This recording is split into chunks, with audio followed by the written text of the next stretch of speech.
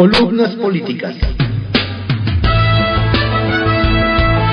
Continuamos con la audiosíntesis informativa de Adrián Ojeda Román, correspondiente al martes 13 de febrero de 2024. Demos lectura a algunas columnas políticas que se publican en algunos diarios de circulación nacional. Arsenal, por Francisco Garfias, que se publica en el periódico Excelsior. Los moretones de Carla y su solicitud de retirar candidatura a exgobernador. Carla Alejandra Carrillo Herbert nos hizo llegar una copia de la carpeta de investigación por violencia política de género en contra de su expareja sentimental, el exgobernador panista de Morelos, Sergio Estrada Cajigal. La activa mujer, basta con revisar su perfil en las redes sociales, solicita que conforme a las leyes en materia electoral, se le retire al exgobernador el registro como candidato del Frente Amplio a diputado federal por el primer Distrito Federal, con sede en Cuernavaca, Morelos. La carpeta que nos envió llegó acompañada con fotos de moretones que dice le provocó su expareja. La madrugada del 27 de noviembre de 2021, Sergio Estrada Cajigal Ramírez, exgobernador panista de Morelos, fue detenido varias horas tras agredirme en un establecimiento de Cancún, Quintana Roo. Cometí el error de no denunciar en su momento al sentirme intimidada por su reacción y actitud amenazante al ser esposado y subido a la caja de carga de la camioneta pick-up especial. Al ser liberado, ingresó agresivamente a la habitación donde nos hospedábamos, agrediéndome violentamente y arrebatándome con furia mi celular y cartera, situación de la que milagrosamente logré escapar pidiendo auxilio a la dirección del hotel que me fue denegada, facilitando que su agresor pudiera huir de los hechos. Pasado el susto, sí denunció, pero el entonces fiscal general de Quintana Roo, Óscar Montes de Oca Rosales, intervino y giró instrucciones precisas para desechar la carpeta de investigación, asegura Carrillo Herbert. Ella misma dio parte al INE. Xóchitl Gálvez no se quedó callada ante los insultos y descalificaciones que le dedica el presidente en su libro Gracias, donde la llama ladina, racista y clasista. La grosera referencia de AMLO a la candidata presidencial de la oposición no es una ocurrencia que incluyó en su libro. Lleva jiribilla, intenta descalificar. Si AMLO estuviera tan seguro de una victoria aplastante el próximo 2 de junio, no le dedicaría ni una línea a Xóchitl. Él sabe que las encuestas publicadas son propaganda, tiene las suyas, y su comentario refleja cómo vienen. Van 2 párrafos de la respuesta de Xóchitl a la descalificación de AMLO desde Madrid, España. Qué bueno que le quede claro que no soy corrupta ni inepta. Eso me da gusto. Los otros insultos tienen que ver con su desesperación de que realmente vamos a hacer un constante con la señora Sheinbaum. La señora Sheinbaum significa claudicar. Claudia es claudicar, vencerse, doblarse, seguir la misma estrategia de seguridad, la misma estrategia de salud. Y nosotros significamos luchar, dar oportunidades y emprender, ayudar a la gente a salir adelante. Una imagen dice más que 1000 palabras, dice el célebre refrán atribuido al poeta noruego Henrik Ibsen. Lo cito porque el próximo domingo 18 de febrero está convocada la Marcha Nacional por Nuestra Democracia. Allí veremos el músculo. Por lo pronto, les diremos que la convocan 217 organizaciones en 107 poblaciones distintas. 11 en el extranjero. Ayer convocaron una conferencia de prensa para destacar lo que los ciudadanos queremos, me incluyo. 1. Que el presidente López Obrador nos deje votar en paz, que no se meta en la elección, no al abuso de los programas sociales.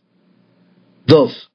Que gobernadores y presidentes municipales dejen de desviar dinero público para la campaña oficialista. 3. Que se diga en todos los medios: los programas sociales son un derecho, están en la Constitución, no dependen ni del presidente ni de su partido. Ya casi al finalizar la conferencia, le preguntamos al activista Fernando Belauzarán sobre la muy posible intervención del crimen organizado en las elecciones del 2 de junio. Nos dijo: este ha sido el sexenio dorado del crimen organizado. No es un asunto de recuento de muertos y desaparecidos.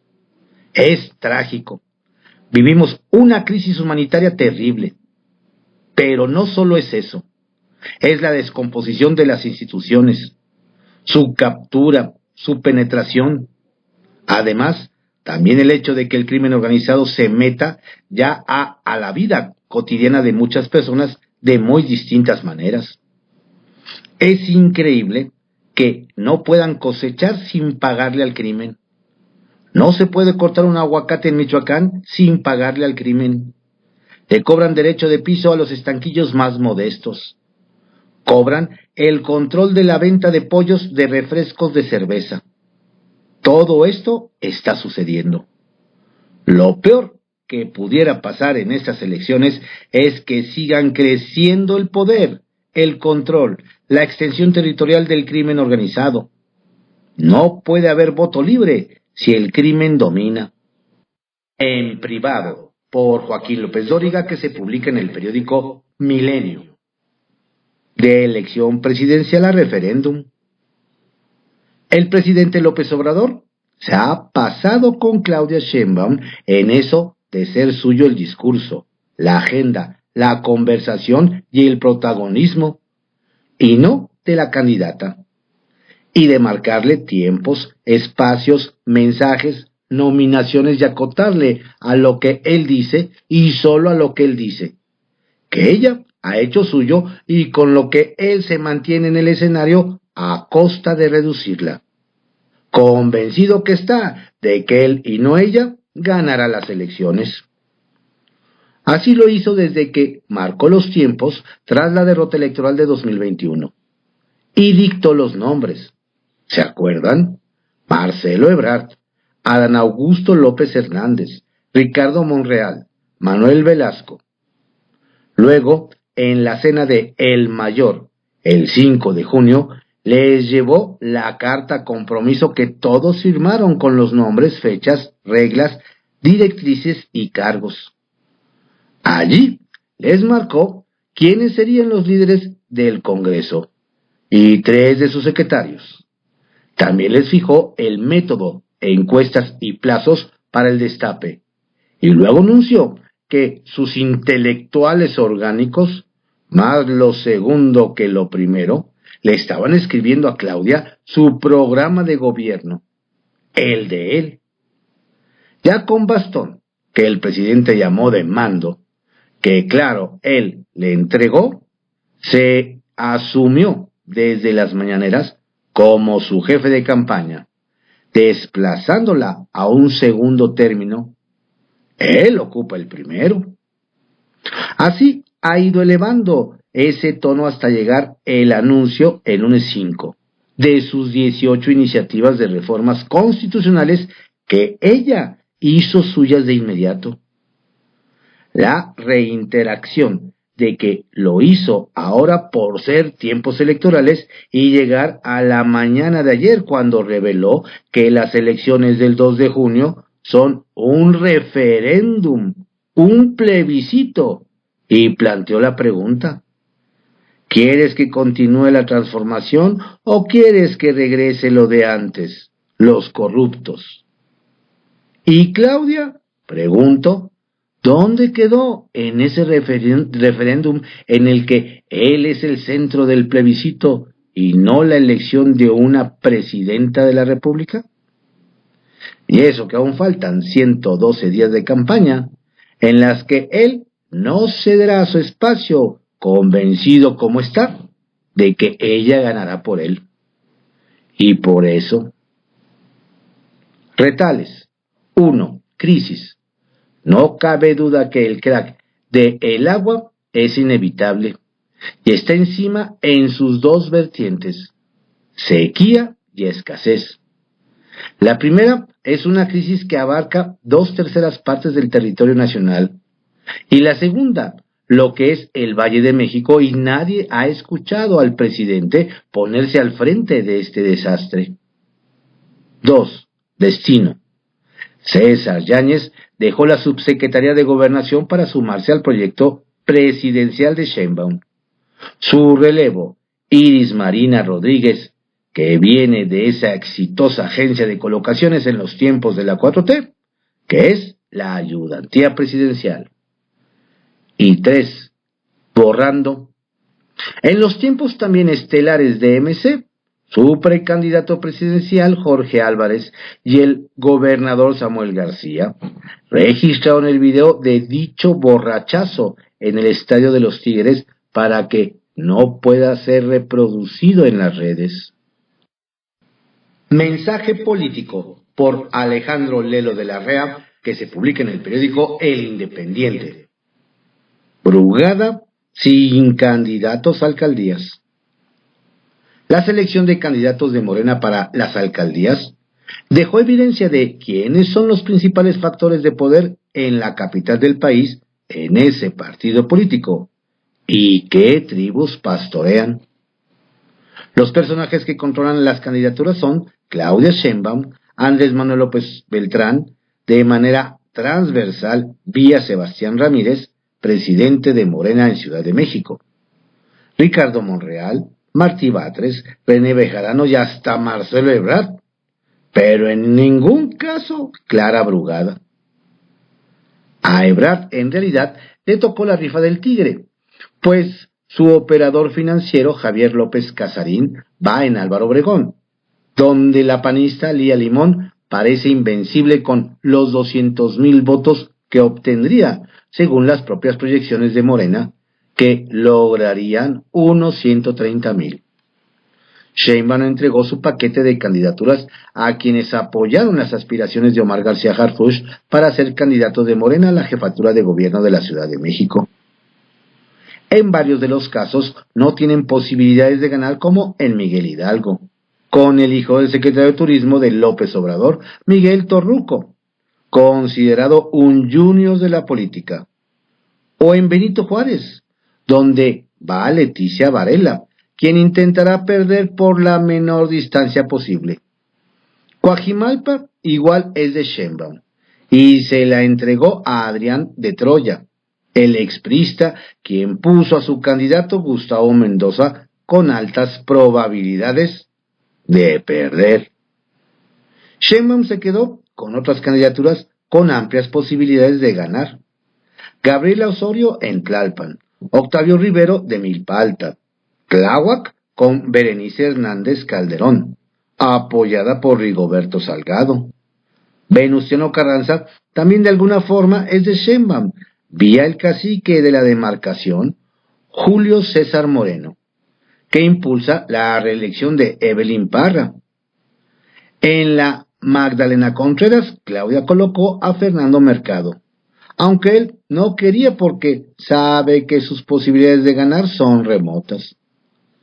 Al margen de su poder transversal, de manera directa, Andrés Manuel López Beltrán, el hijo del presidente, puso a la candidata en Iztacalco, Lourdes Paz.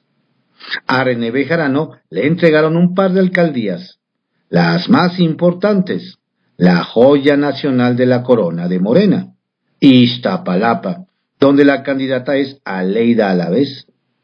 Bejarano también se quedó con Coyoacán, vía Ariadna Montiel, quien impulsó a la expriista Hanna de la Madrid. La alcaldía Cuauhtémoc, que es algo así como la capital de la capital, quedó en manos de quien la ha dominado por lo menos desde 2015, Ricardo Monreal.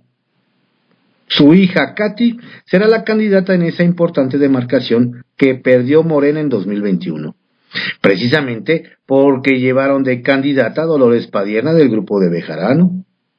En el caso de Gustavo Amadero, Brugada no tiene candidato, pero podría sellar su alianza con Francisco Chiguil si decide apoyarlo para que la candidata sea su esposa Beatriz Rojas o su plan B, Rubén Linares. El caso de Xochimilco, el indefendible José Carlos Acosta es cercano a Brugada y no pondrá candidato. Azcapotzalco quedó en manos de Martí Batres, vía la diputada local Nancy Núñez. No la va a tener fácil porque no se va a sumar Gabriela Jiménez, al parecer ni para una diputación. La alcaldesa Margarita Saldaña, que va por su reelección, tiene de nuevo todo el apoyo del mandamás del panismo en la capital, Jorge Romero, de quien ella es algo así como su madrina política.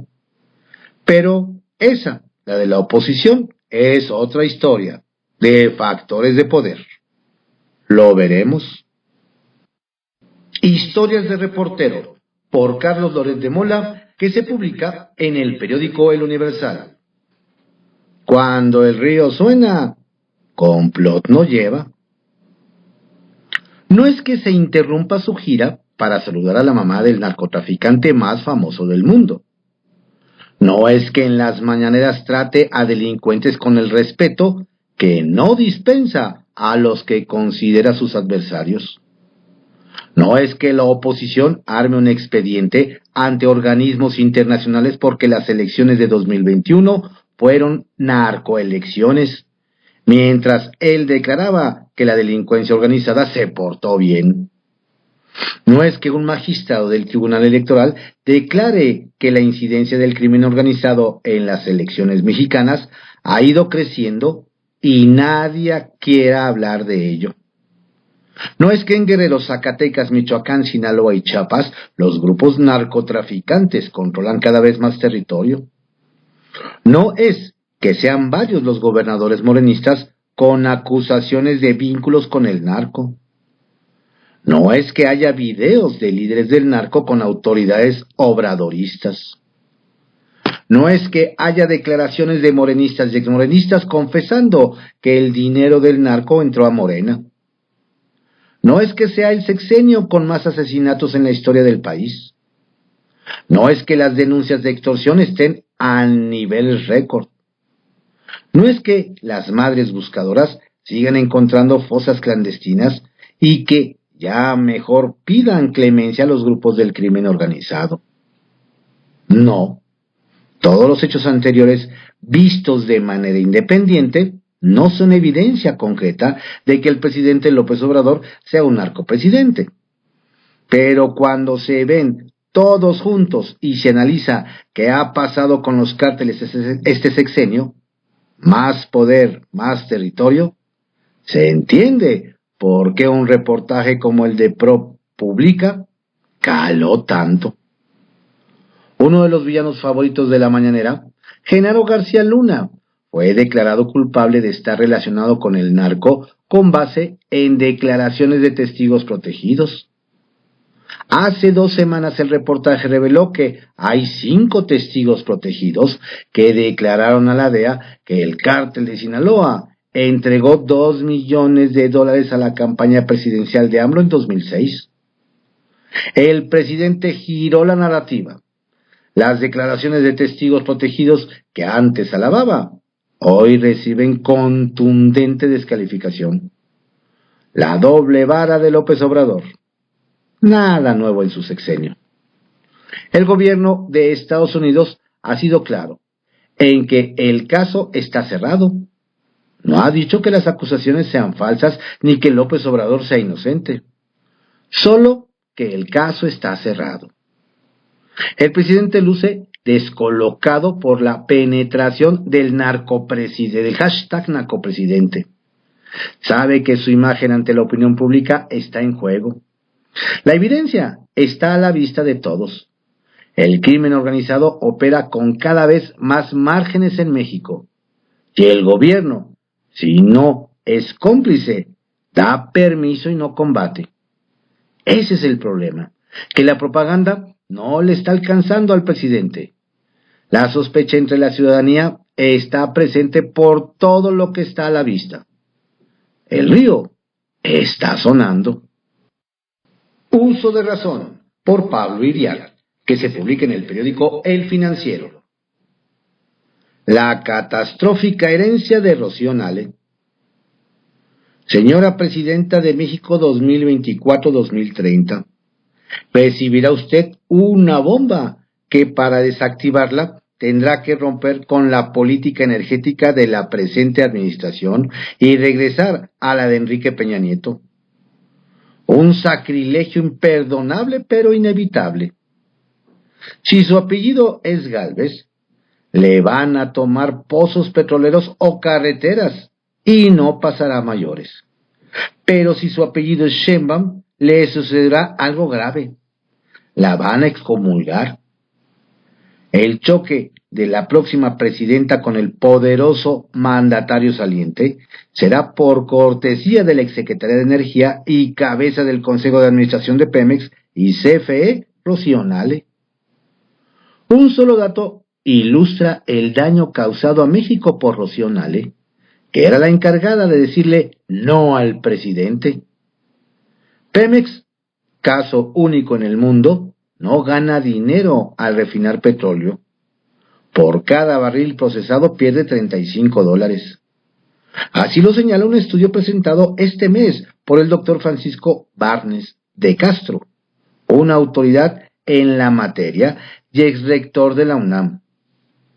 Otro dato: ninguna gran empresa petrolera pierde dinero.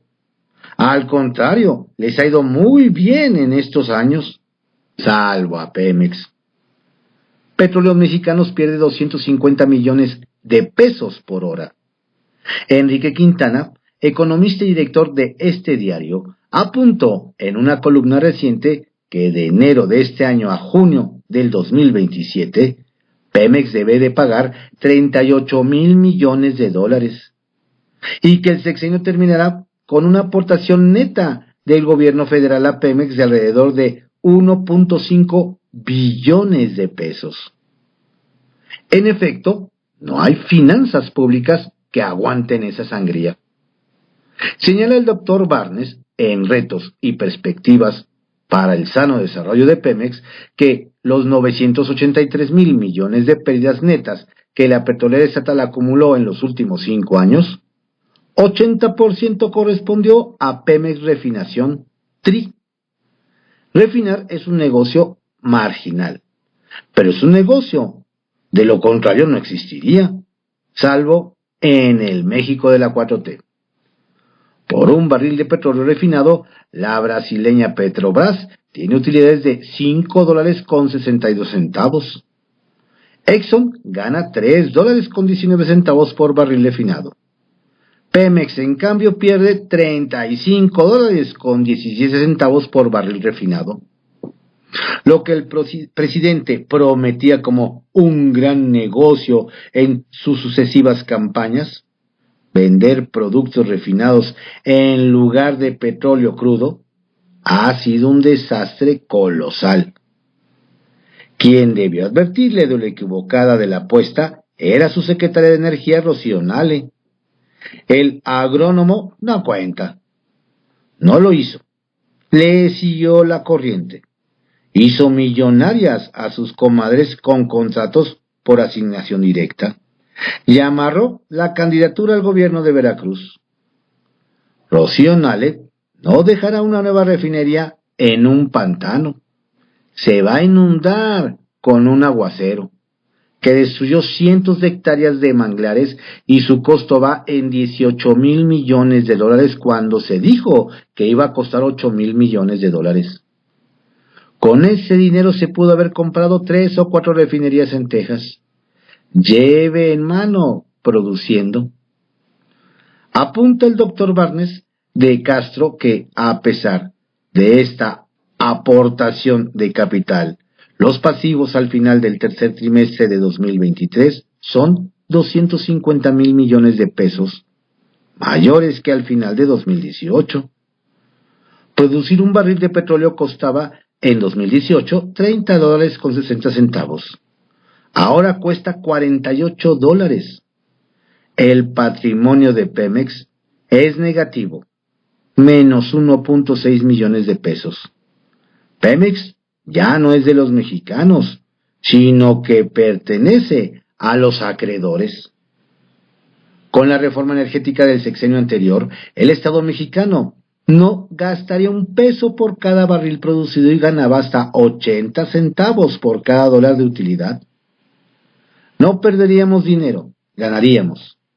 Al final del sexenio pasado, había una fila de empresas privadas con más de 200,000 millones de dólares en la mano para invertir. El gobierno, por ideología, ignorancia o las dos cosas, optó por cerrarle las puertas y perder cientos de miles de millones de pesos, más de 1 billón. Ese dinero tirado a la basura es de los mexicanos, no es del gobierno. Los pobres pagan las consecuencias del derroche de dinero que debió usarse en bienestar, aunque no lo sepan. El 77.9% de la población de Chiapas carece de acceso a la seguridad social, 74% en Oaxaca y 72% en Guerrero. Mueren sin atención médica. Presidenta, no hay camino. Usted va a chocar con el mandatario que se va por la política de energía. Estas fueron algunas columnas políticas que se publican en algunos diarios de circulación nacional. En la audiosíntesis informativa de Adrián Ojeda Román, correspondiente al martes 13 de febrero de 2024. Tenga usted un excelente día. Lo invito a que visite nuestro sitio en www.cconoticias.info. Saludos cordiales de su servidor, Adrián Ojeda Castilla.